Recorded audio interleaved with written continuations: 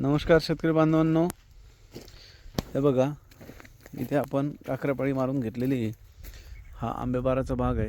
याच्यामध्ये अर्ली आंबेबार आपण फोडलेला आहे. अर्ली आंबेबाराबद्दल तुम्हाला बरेच व्हिडिओ मी टाकलेले आहे, जेणेकरून ते तुम्ही बघू शकता. अर्ली आंबेबार कसा असतो, कसा फोडला जातो, त्याचं हार्वेस्टिंग कधी आणायचं असते आणि तो आपण का धरतो. तर आपण आज बोलूया की गवतासाठी आपल्याला हे काकऱ्यापाळी करणं गरजेचं आहे, जेणेकरून आपली जमीन भुसभुशीत राहील, पाणी चांगलं घेईल आणि टेम्परेचरमध्ये आपल्या फळाला त्रास होणार नाही. यांची पाण्याची पद्धत तुम्ही बघू शकता.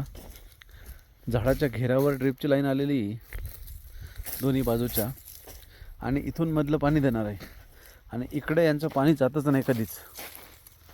ड्रिपनी जे ड्रिपचा तुमचा घेरा लक्षात येत आहे तेवढंच पाणी याला जातं आहे.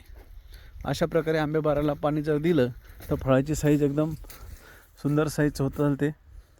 अशा प्रकारची हे तुम्ही बघू शकता. हे बघा आंबेबाराची साईज एक नंबर चाललेली आहे. खूप पाणी देणं, खोडापाशी पाणी देणं म्हणजे रोगाला बळी, झाडाला बळी पडायला लावणं असं होतं आहे. त्यामुळं पाण्याची काळजी सगळ्यात महत्त्वाची. अशा प्रकारे पाणी जर दिलं तर तुम्हाला कुठलेही रोग येणार नाही आणि खर्च वाढणार नाही. धन्यवाद.